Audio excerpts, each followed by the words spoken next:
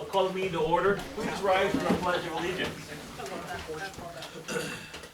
I pledge allegiance to the flag of the United States of America and to the republic for which it stands, one nation under God, indivisible, with liberty and justice for all.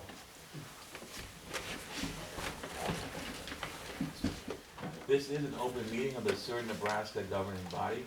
The city of Seward abides by the Nebraska Open Meetings Act in conducting business. A copy of the Nebraska Open Meetings Act is displayed on the north wall of this meeting room facility as required. Disclosure of meeting recording processes is posted in the meeting room. Any citizen may address the council regarding items included on the meeting agenda and are asked to complete and submit a speaker card to the clerk prior to the meeting. The mayor will call speakers to the podium when the item is being considered. Presenters shall approach the podium, state their name and address for the clerk's record, and are asked to limit remarks to 5 minutes. All remarks shall be directed to the mayor, who shall determine by whom any appropriate response shall be made. The city of Seward reserves the right to adjust the order of items on this agenda if necessary and may elect to take action on any of the items listed. Please call the roll. Taylor. Here. Coulterman. Here. Miller. Here. Streisand. Here. Tanyas. Here. Wergen. Here. Wilkin. Here. We have a quorum present. Alright, thank you, Derek. The first 6 items this evening make up the consent agenda. I'll move the consent agenda. Second. We have a motion and a second. Is there further discussion? Seeing none, please register your votes. Please display your votes. Voting in favor, Wilkin, Kaler, Tanyas, Coulterman, Miller, Streisand, Wergen, 7-0. Thank you. Public hearings. Class D liquor license application of Lucid Industries LLC, DBA Lucid Vapor, 804 Twin Oaks Road. Derek. Yeah, so on October 16th, I got prompted from the state because there was a new applicant for a liquor license here in the city. And like I do with other new applicants, I put a notice in the paper, put a notice up in our normal places, and let the public know that they have a chance to comment whether we should approve or deny the liquor license. It was published in the paper on the 30th. It was published, like I said, out in the public. We did not receive any yays or nays from anybody in the public. We did run it by building and zoning as well as the police department. They both had no conflicts. So it is our stance that we would recommend approval for it. I believe the applicant is here. Maybe he could speak to more of his plans if he had anything to add, but it's a pretty standard thing where we'll have our public hearing. There will be a resolution to recommend or deny approval of the license. We'll also designate the manager, and if all that passes and goes through, then I'll let the state know, and then from there, they'll work with him to get it completed. That's about it. Alright, thank you. Do you want to speak? Thank you. Would you like to speak on this item? Yeah, I mean, Come to this that's podium. fine, Yeah. that's fine. Yeah. My name is Wissam. I own 2 businesses. I have a tobacco store in Grand Island that's been in business for about a year, and this is our 2nd location, and we're really excited to add liquor as, an extra stream of income in our location. We would like to let the public know that we are aware of all the compliance rules with the city, and we have a really good system in place for verifying, IDs to make sure that we're up to code with all of that. So, any questions for me? This is a Class D? Yes. Can you explain? Packaged liquor to go. Okay, so we no on-premise consumption? No, sir. Okay. Yep. Is it wine, spirit, beer, all 3? Yep. Okay, Yes, sir. alright. Any questions from the council? It is a public hearing, so thank you, and I'll open up to the public. If there's anyone else that would like to comment on this item, please come forward. Seeing no one else, I'll go ahead and close the public comment portion of the public hearing and return to the council for any further discussion. This item A, this is the consideration of a resolution. So I need someone to introduce the resolution, and then item B, I believe is just a simple motion. I'll introduce the resolution. Alright. The resolution has been introduced and is designated as resolution number 2024-36. Would anyone like to move that this resolution be passed and adopted? I so move. Second. A motion and a second. Is there any further discussion? Seeing none, please register your votes. Please display the votes. Voting in favor, Wilken, Kaler, Tanya, Coltman, Miller, Streisand, Morgan, 7-0. And then item B, consideration of a request to recommend, is it, how you pronounce it? Wissam? Wissam? Yes, sir. And Haydal? Hey, Doc. Haydal. Yes, sir. As manager of the Class D liquor license for Lucid Vapor. Any other discussion, or would someone like to make a motion? I'll Move make- to approve.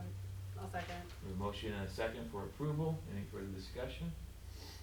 Seeing none, please register your votes. Please display the votes. Voting in favor, Wilken, Kaler, Tanya, Coltman, Miller, Streisand, Morgan, 7-0. Thank you. Item 2, also a public hearing at 7 p.m. Consideration of an ordinance approving the final plat of the city of the Seward Rail Campus PUD Second Edition. Welcome. You're not Tim. I'm That's not, my it is alter the- ego, sorry. I did present at the planning commission, so, Wonderful. Well, welcome. thank you. Thank you, so, what you have in your packet is the final plat of the Seward Rail Campus, second edition. There was a lot of overlap between the second edition and the first edition. We took this opportunity to,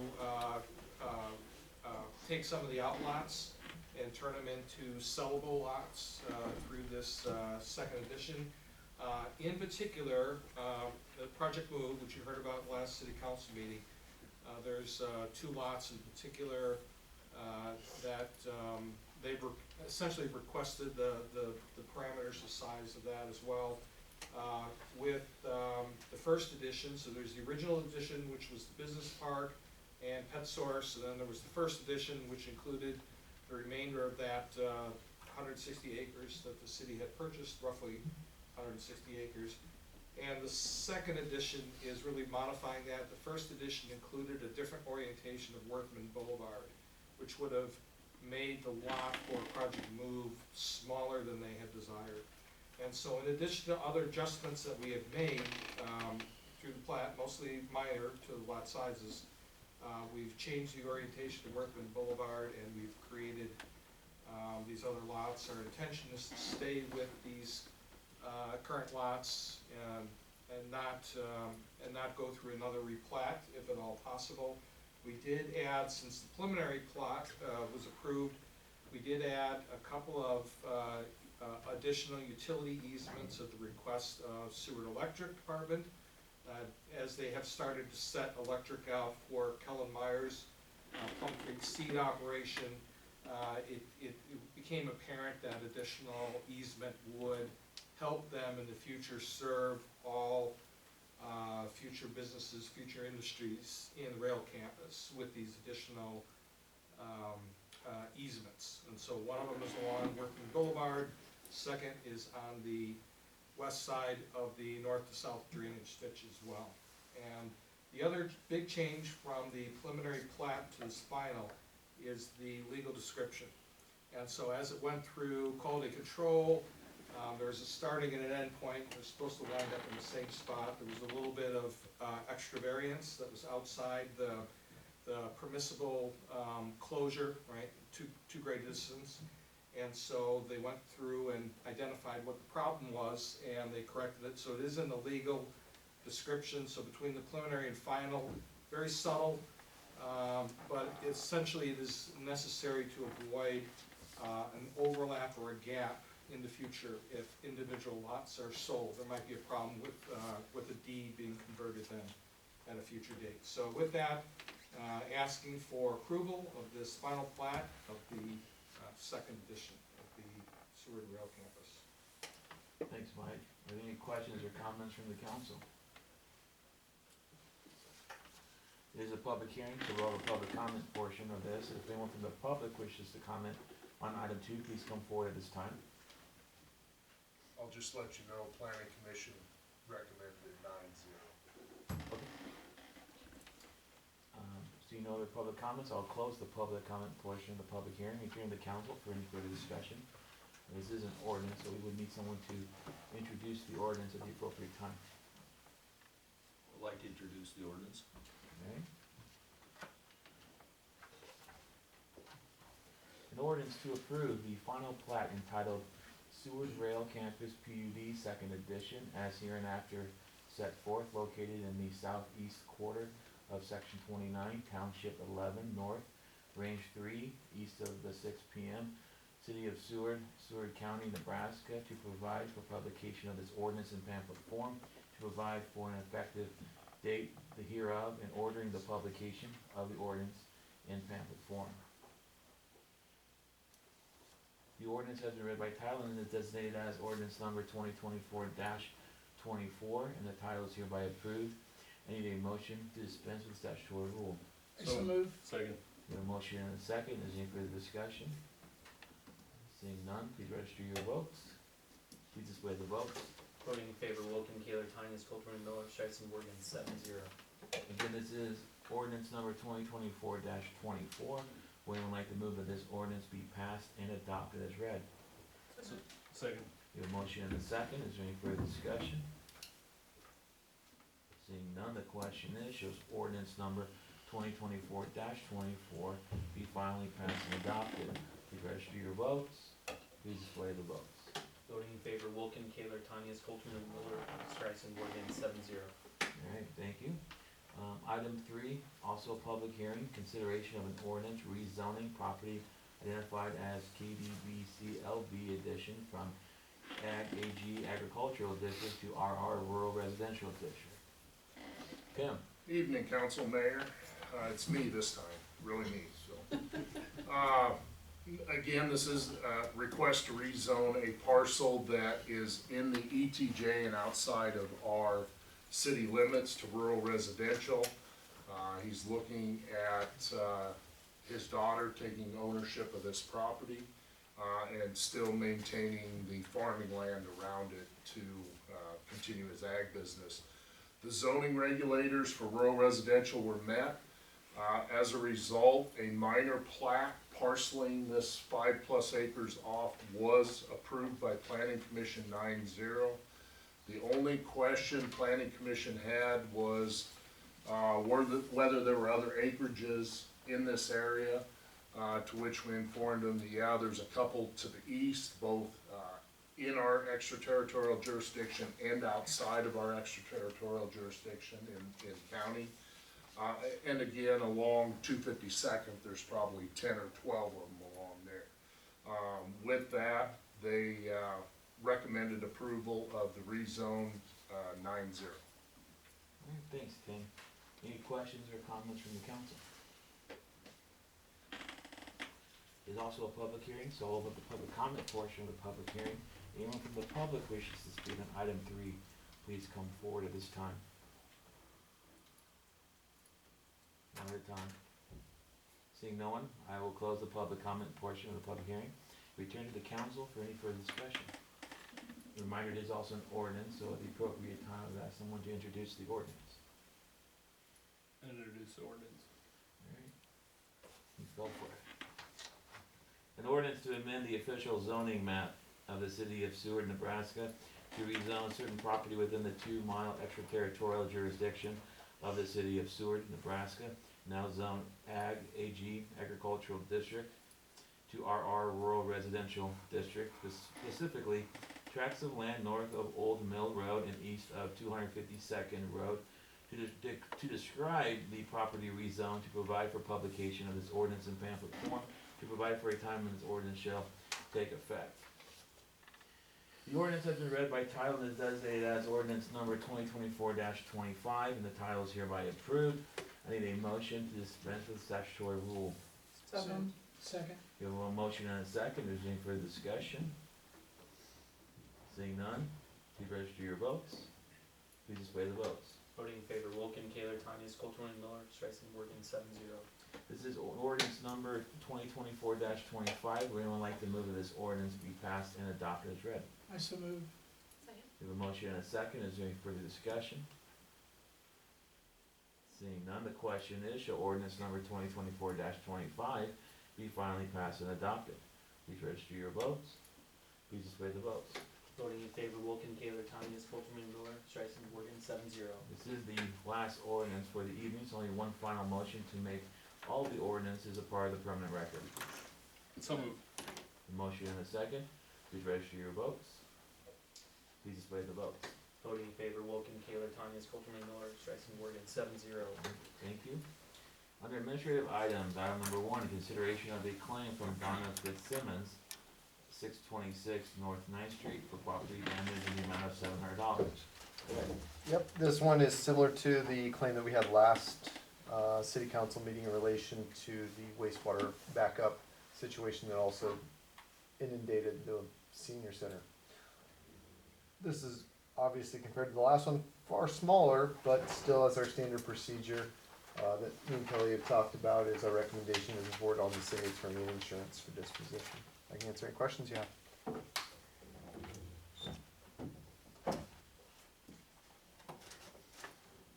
Any discussion from the council? Is there a motion? I move to forward it on to the insurance. Second. All right, we have a motion and a second to forward on to insurance.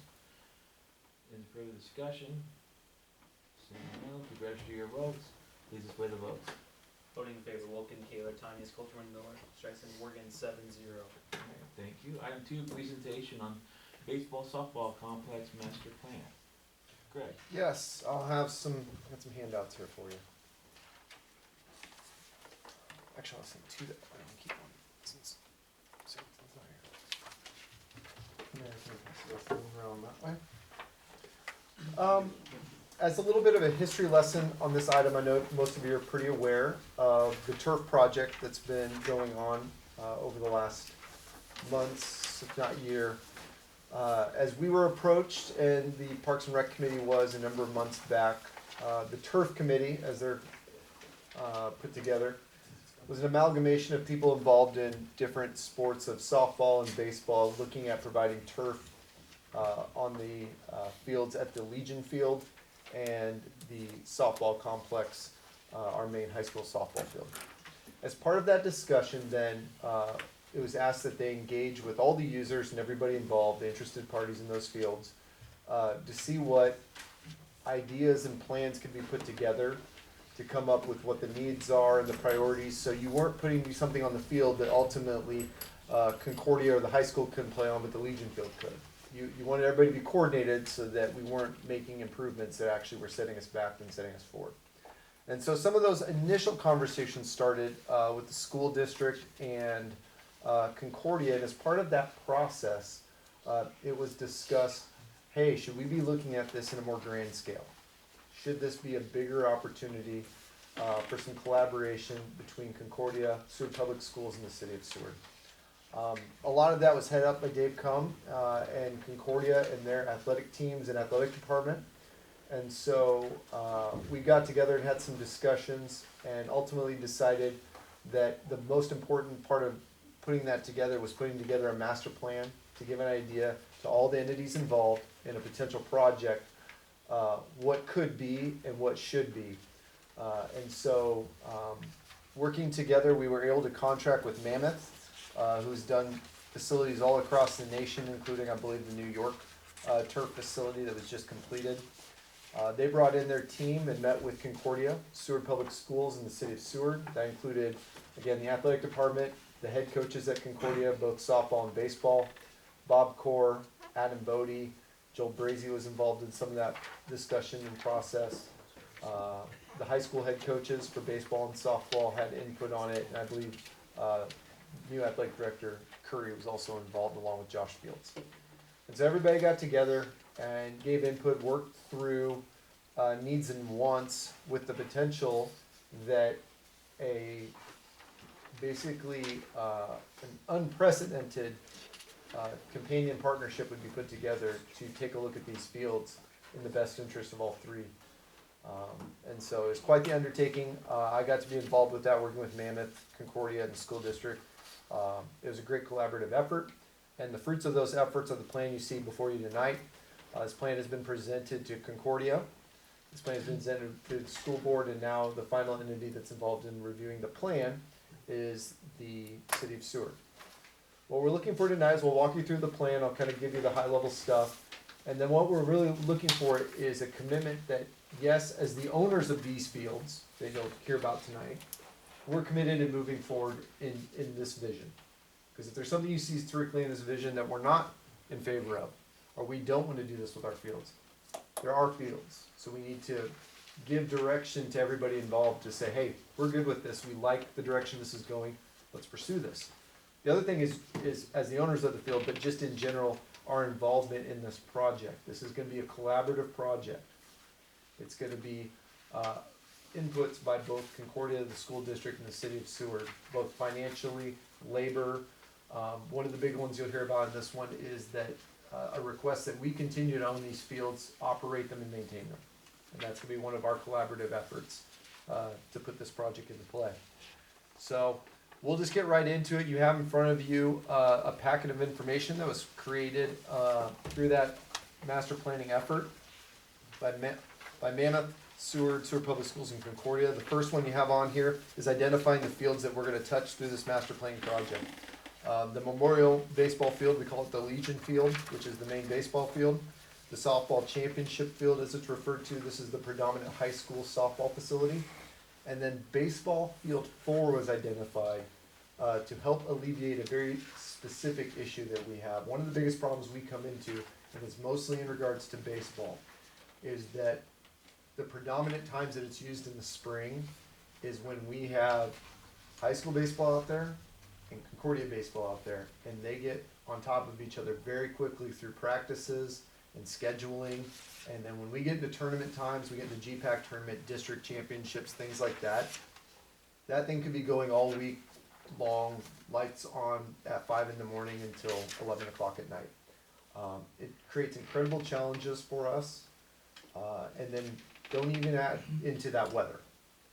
By just turfing the fields on softball and baseball that we originally talked about, that was not gonna resolve all of the conflicts we were having that are causing all these scheduling issues.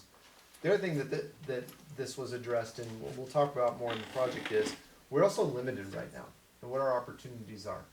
And that's probably more on the Concordia side, but that's a great opportunity for the community in regards to the certain things that we can host and amenities that we have within our facilities, certain sizes, seating capacities, things like that. And some of that's gonna be addressed by the master plan.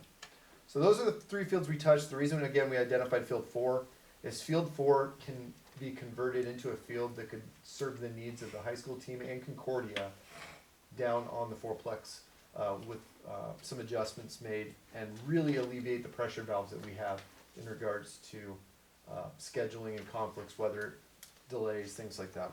So let's go ahead and look at Memorial Field. Memorial Field is the first and main field that we took a look at. This is the new overhead. One of the predominant elements of it is obviously we are gonna turf the entire field. So everything you see that's in color there, that's either in the striped green or the brown, the infield, the foul territory, all of that is turfed, including updated pitchers, what am I thinking of here? Bullpens, there you go, thanks Joel. All of that will be turfed, and then new fencing systems will be put in around, and also new lighting systems. And then a new grandstand, press box, and some additional amenities on there. We'll look for new dugouts. Our dugouts right now are kind of cramped, and don't meet kind of the general amenities that our high school and Concordia teams are looking for anymore, so we need to update those. And then looking at some more storage facilities, and then a batter's eye. One of the reasons we need the batter's eye will also be as you adjust to field 4, we're gonna have lights in the outfield and to deflect off the lights, so you're not looking into lights facing in from field 4. We'll need a batter's eye that will help with that. So those are the general ones. You have some nice schematics and designs that were put together. I will say there are elements of this, and that was put into the master plan. Some of these are a little bit wishful, but we wanted to shoot for things we realistically thought we would take in. Because some of this stuff is gonna go out to donors, some of it's gonna go out to donors in the university, and you never know who's gonna walk in, and you wouldn't wanna be prepared to have your full plan in place, to be able to say, hey, here's what we can do. So, just like we did with the wellness center, everything else, if we had the opportunity to do something, we're gonna execute on it. And so you'll see some of that in here. The view you see here, that's on this deck, this is kind of a sponsor's deck, or something that's a little bit more of a high-end amenity that's adjacent to the press box, but is in the planning, doesn't have to be executed. Again, right, what we're doing right now is just kind of looking at what could be and agreeing to that idea. and then more of a technical standpoint will go on, and I'll talk about some of the technical work we've already done. On the next one, you see the sponsorship deck. We talk about different opportunities, multimedia opportunities to have different TVs, things like that, seating up there to enjoy the game, maybe to high-end donors to the university for their stuff. Just all kinds of different opportunities, but again, more of a high-tiered aspirational one. It's not required, and we know the things that go into it to kind of adjust for it, but we wanted to show you what was a possibility.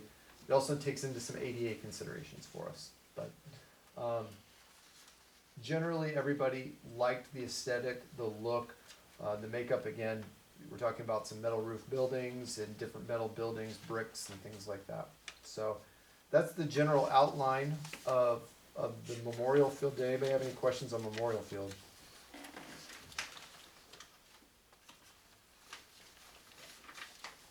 Next up is the softball championship field.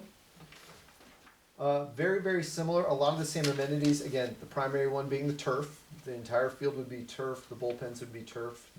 New dugouts. An established press box. If you've been in the press box over at the softball field, it is a little scary.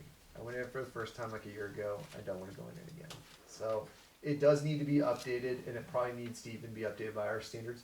We have some opportunities to match, and we kind of discussed it with Mammoth, but there's still other things we can do peripheral to this. By putting in a facility that has a press box in this location, we can help solve our bathroom issues and ADA issues potentially, storage issues, and concession issues. It just depends on what you want to mix and match in there. Again, we may come down the line and have some other peripheral items that we may ask for away from this building, but it does give us some opportunities. We would significantly increase the seating capacity in this area, both in the Legion Field and here. And that may be done by permanent seating, it may be done by a little bit more high-end stadium seating, and it may also be done by temporary seating. The seating capacity and working with Mammoth kind of dictates some of your ADA and bathroom issues. So if you have a capacity of say 550 spectators, well now you have to have so many restrooms and ADA stalls and everything else within a certain distance. And so we kind of want to go back and forth on what we think is accommodating but reasonable, but also matches some of the expectations of what we want to do with Concordia as a partner on this, that, hey, we want to do a GPAC tournament, or we want to do an NAIA tournament here. We want to host those things, but we have to have some planning put in place correctly to be able to meet those facility needs. Because they just come as a checklist, correct, Dave? They say you got to have this many feet out to the outfield, you gotta have these dimensions, you gotta have these walls, you gotta have lighting, you gotta have a press box that holds this many, whatever it may be. They just have a litany of stuff, and that was considered in putting the master plan together. And then we work with what isn't reasonable for us. We're not gonna put in 6,000 premium seats and then only have 500 people sitting there, but we work back and forth in regards to that. So softball would get that. We have some peripheral softball facilities that all can still remain in use, like the batting cages, and some of the other pitching areas that we had already designed. They would get new lights as well. Our lighting systems are hitting their useful life. At some point they will need to be replaced. These lights will be the systems that lower themselves down rather than the current ones. We had to call in PPD to come in with a special lift truck to go up and change the lights on our lights. We have an ability right now to do that because we can get on the fields because of grass fields. At the point that we have turf, I don't know that we'll want to be ultimately getting on the turf with equipment like that anymore. And so by having those lights that come down, that's a little bit more appropriate for the styling and system of turf that we're going to put in for that. Additionally, fencing on all of these will be replaced, as would be a general requirement of putting in the turf. And I'll go back to that when we get to another discussion. You can see there, just again, a nice little schematic that defines the softball championship field and what that would look like. There would be some ADA elements over on towards the east side, and some access points, and then adjustments of retaining walls. But we want to make sure that we have all the proper access systems built in to be compliant with ADA. All right, and then the last one is baseball field 4. This is probably the largest convert over. It has some elements that some of the other fields won't have, and that is going to be to try and build a facility that's essentially as equal as possible in dimensions and some capacities as the Legion Field.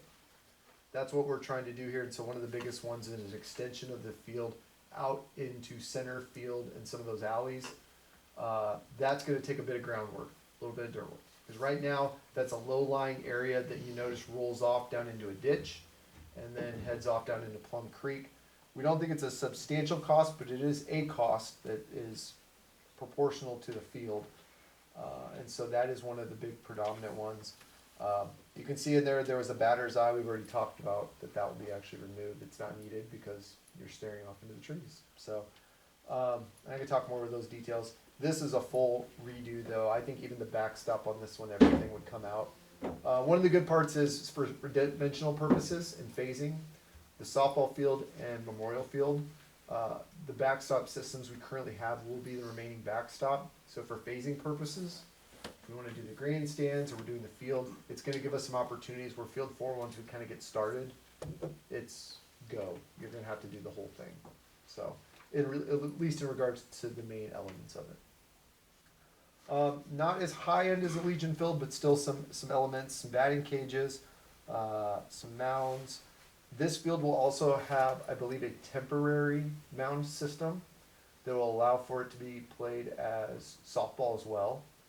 We host a lot of softball teams and we utilize Field 4 as well for youth tournaments and things like that. So this has to be convertible, not like a car, but the pitching mound and some of the other elements. Where the Legion Field, we're not going to do that. We're going to have a permanent mound like we do currently on the Legion Field.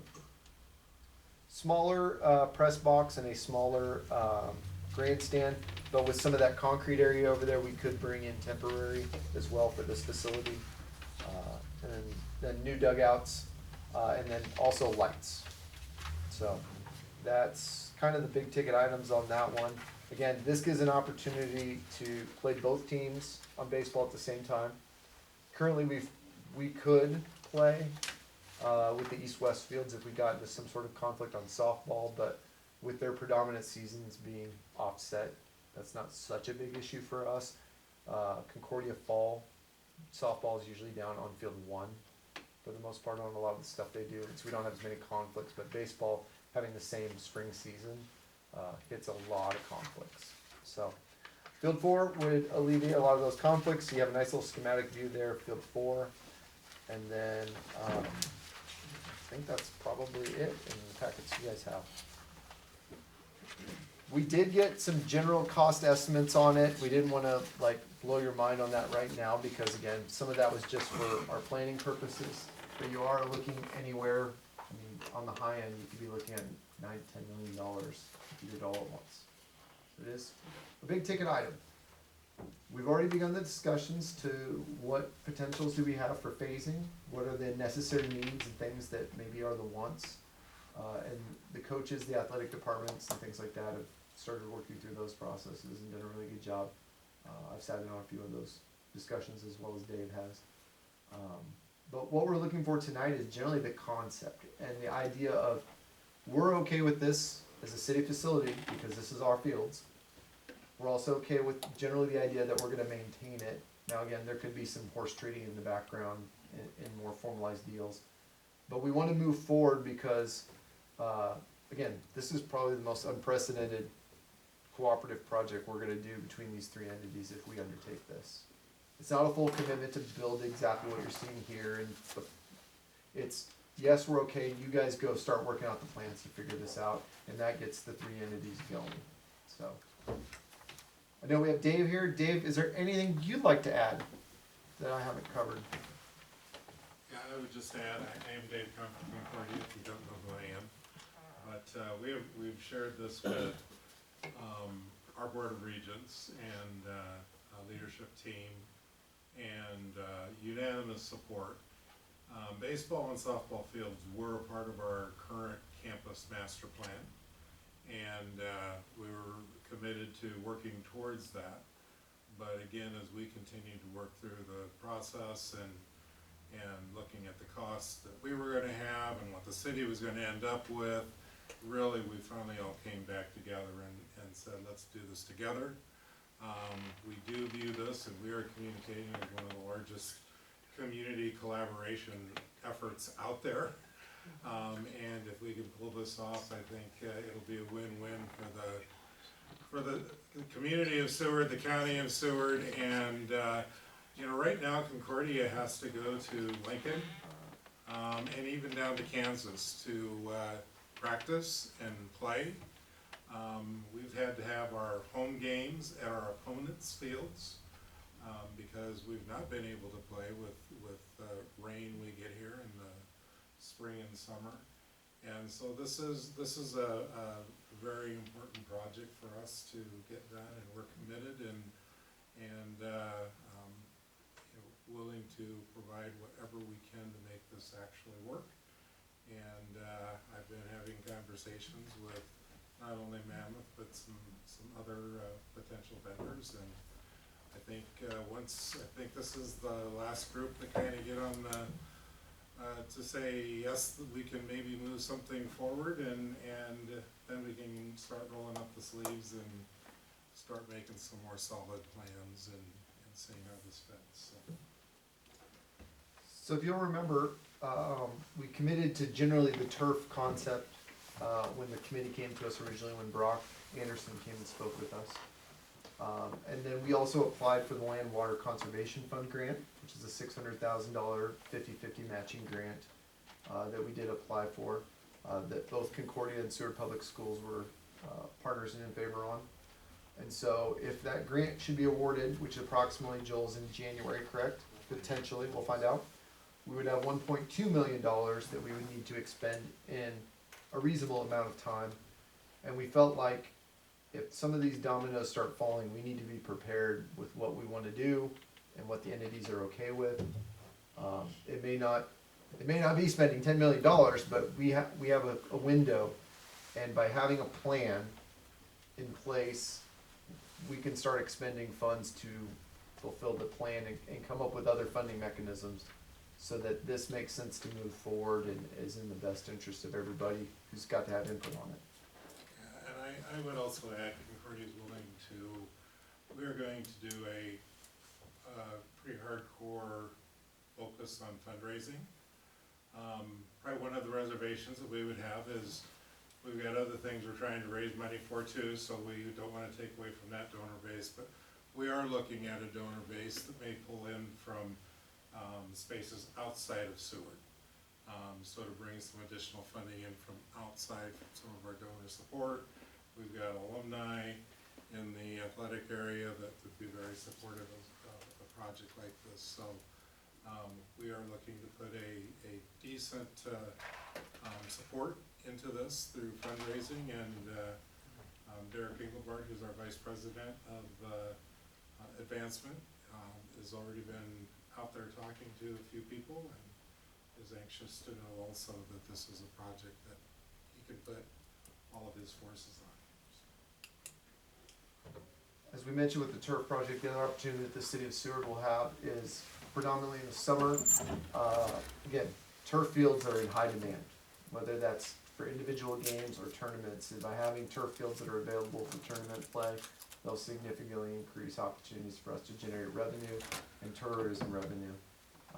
We're working on visitor bureau ideas and hotel studies and things like that. And the things they want to see is, do you have mechanisms to kind of leverage hotel stays and stuff like that? And if we're able to host GPAC tournaments and NAI tournaments and more youth complex sort of stuff, that gets us an opportunity to use that as leverage to get other opportunities for us as a community as a whole. But I don't want to make it like Field of Dreams. It's not if you build it, they will come. But this is the stuff that if you ask Joel or Adam Bodie, Bob Cord, this is what predominantly people are out there looking for when they give us calls and say, hey, do you guys got fields available? Do you have a turf field that we can come play on? We can't play on our field. So, yeah. That's kind of where we're at. I don't know if we, maybe a formal motion, just so that there's something laid to continue to move forward in the master planning project. And Basically approval of concept. yep. So that, because if there is concerns with this, if you have some significant objections, we need to know now, so that people can then make decisions, whether it's planning their fundraising efforts, and other grant opportunities. We just wanna make sure we're all rowing in the same direction on this, and so, we also wanted to do this publicly, so, not just for your informational purposes, but so the public also kinda knows what direction we're heading on this. Obviously, the wellness center has been a big focus of all of our efforts, and with that, coming online in the spring, hopefully, then we can kind of shift our efforts. It's just, these types of projects, you can't do them really linearly, because by the time you get done, you start the next one, you've kind of wasted a lot of time and opportunity. Right now, time is money, so the longer we put off some of these projects, only the more expensive we're likely going to get. Is that fair, Dave? That is very fair. Okay. Do you have any questions about any of this? And keep in mind too, it's a concept. A lot of this can change as far as what something looks like exactly or where something might be exactly, but just wanna make sure that the council, if you have any questions, we can try to answer them. If not, we can give you the answers as we move forward and people in the community are talking about it. Yeah, Matt? Well, being involved with Dave in the wellness project and stuff, I think we have a lot of key people in place, a lot of good employees that we can really bring to the partnership to really help, and it's been a great project, the wellness center project, and to be able to have, Concordia come back and wanna do it with the city so we can all share this facility instead of having a couple different facilities is a huge opportunity, I believe, for all of us. So the timing and just the people present and kind of the energy behind the project, I definitely support it 100%. And would like to see the city and the council support it as well. Anyone else? Yes, Rich? I can see from the Seward Schools perspective as well, the opportunity for us to have a very competitive environment would allow us to have more of the conference and district opportunities that we currently now did not have facilities for. So I think that would really be a big step forward for them. We've had some very successful softball and baseball teams, and unfortunately, they don't play very many of their games here, or we're not able to host a tournament or anything like that here to the scope that they're really looking at. So I could see that as a very big advantage to enhancing the programs at Seward Public Schools as well. Well, having a formal relationship like we have with Concordia and the school district on a project like this, it's necessary to move the project along. We have a unique relationship where we own, as a city, own the property, but we don't really have a lot of programming or any programming that utilizes it. So how much do we want to invest in something that we're not really using for programming and such? And those that are utilizing it, you don't typically want to spend a lot of money on something you don't own or you don't have control over. And so I think this is a good way to kind of bring everybody together, sit at the table, and kind of hash out what does this look like moving forward, so that whether it's Concordia or the school district or the city, we having a plan in place will definitely, I think, make it easier to decide, okay, who's doing what and who's ending up what to make this work. Because it's not just about building it, it's also about the maintenance side of it, and then with turf, you usually have to replace it at some point, and that gets expensive. And so we just want to make sure that as a community, everyone kind of knows what direction we're going with this, assuming that it's the right direction and makes sense. So, any other questions or comments from the council? Greg, do you want to add anything? I would just thank Seward Public Schools and Concordia. I mean, it's been a very nice collaborative effort to get us to this point. Everyone's worked really well together. When you come in with the mission of, hey, how could we save on this, or where's something that we don't need that we're going, that maybe we're being sold on. Very collaborative and looking at it from that perspective rather than adversarial, or we want our thing, we want this here because this is just for us. It's always looking at the common good, and so it's been a really, really fun process. So I think really just move forward unless there's any other questions or comments. Well, I'd just say as someone that came in to Seward community as someone who attended Concordia from outside of Seward, you know, it's always been something about the partnership and the relationship between the city as a line of separation with it, but it's one thing as being an alum and seeing this and being able to see the synergy between all three entities at this point to come together and make something better, not just at the same point, but it's gonna be exponentially better for everybody at that time. I mean, it's definitely a great opportunity to see come finally to fruition at this point. And I think it's definitely one, if not two steps in the right direction as we move forward with this, so definitely glad to see. The other elephant in the room, Josh, is with the experience of some of these negotiators, going through the wellness center project, the timing is really good. These guys negotiate tough, and they're really, every dollar spent on these projects is because of their experience in building a lot of other huge projects is really well spent.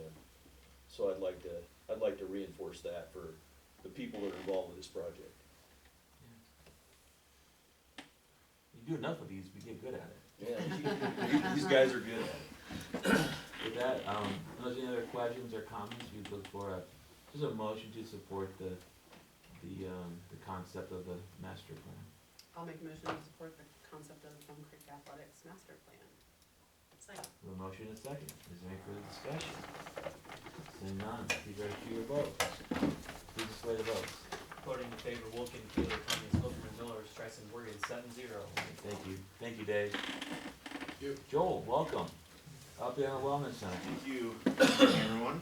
Thanks for those that could make it out last night for the tours. For those that couldn't, we'll have some more opportunities. Definitely want to get you in there, and we will have opportunities for that. One of the main things that happened in the last week was the gym floor was completely installed. I was out there last Thursday and they had just begun. Everything was delivered, and in less than a week, the entire wood gym floor is in place. They're started working on the track today. That will be done fairly soon, but it was pretty impressive because they had to put down basically a plastic sheet for a vapor barrier, and then plywood, and then the wood floor over the entire area. And when we walked in yesterday, that whole thing was done. So that's the biggest part. They will continue with the track installation. So the base is the same throughout the whole thing, under the track and under the gym floor. So that plywood was in place. Then next they'll put a rubber piece over the plywood, and then they'll spray on the track. My understanding, it'll be sprayed on, and it will be a smooth tartan-like surface. If you're familiar with those old tartan basketball courts, it'll be similar. It'll be smooth. So that will happen next, and then they will install wall padding once they get to that on the I-beams, and then the next steps would be getting into painting the floor and then finishing it. And so just a little bit of how that maintenance is kept up. Usually once a year you refinish the floor.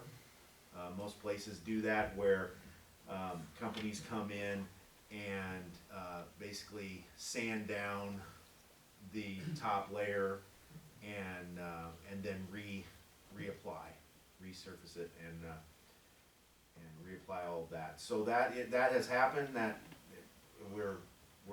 the floor looks great, and we'll get some pictures out here soon for everybody. But that's kind of the process that will be going on for the gym. Next, the company that did that is kind of, as soon as they get done with that, they'll move into the fitness center with the floor there. And so drywall's being finished up. If you're out there, you saw what used to all be stored in the gym with lifts and things, all got moved into a couple different areas.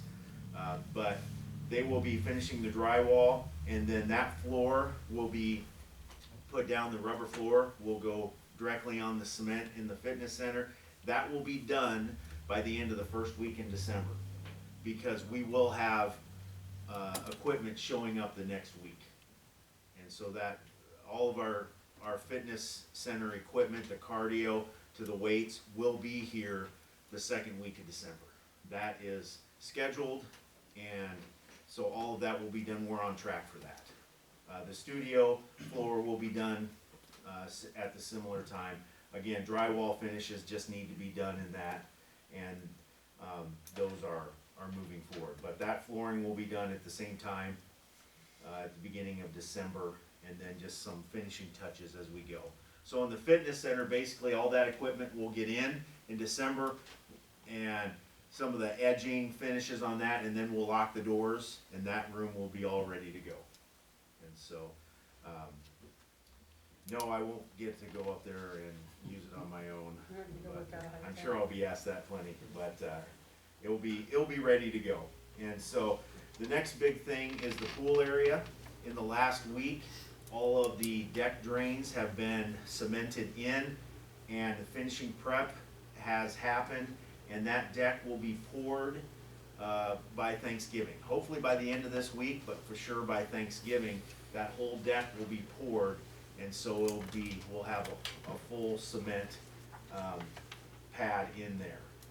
And then they're finishing the mechanical room and just getting finishing touches on that, getting equipment. And then the next steps with the pool, tile will be put in. They'll work on some of the things with that pool. But that will be a big step in that area by Thanksgiving to see that all poured. All the concrete will be poured in that area. And then classrooms, locker rooms. Locker rooms, they're getting some finishing touches on. Tile will start. Painting has been done. In those rooms, the childcare rooms, the classrooms, those will be the last ones to be done because they're a little bit simpler. They're just big open rooms, not as many complex things. A lot of things are stored in there right now that are being used everywhere else. So once we get all the other rooms, those will be done very quickly with just the finishing drywall and the finishing touches. And so that is what's going on in the building. We're able to have our new child care director come out and tour yesterday. Met with her several times now, and we'll get her working on the certification with the state, which she's already reached out and working on those things and those steps. And she'll be working on a part-time basis, doing those things, planning, getting ready until we are up and running. And just a reminder, basically at the beginning, the child watch will be the main thing going on in those classrooms, and the before and after school care will not start till next August with the beginning of the school year. The Jays Club right now will finish out the year. So that is just how that process will work, and just things have continued to go smoothly. Sprinklers are in, seed and sod. Basically, we're gonna kind of wait on some of those things, but everything, the front entryway, sidewalks are getting done. Hopefully, there will be sometime in December, there'll be a sign put up in front. We're finalizing signage inside with donor recognition on different naming places, and just all the signage in the building. So that is all coming together, ready to be finalized. Working with Eeks for the furniture. We'll probably get that in